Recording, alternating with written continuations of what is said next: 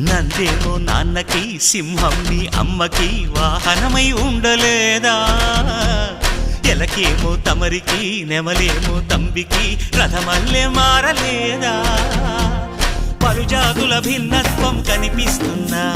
కలిసుంటూ ఏకత్వం బోధిస్తున్నా ఎందుకు మాకి హింసావాదం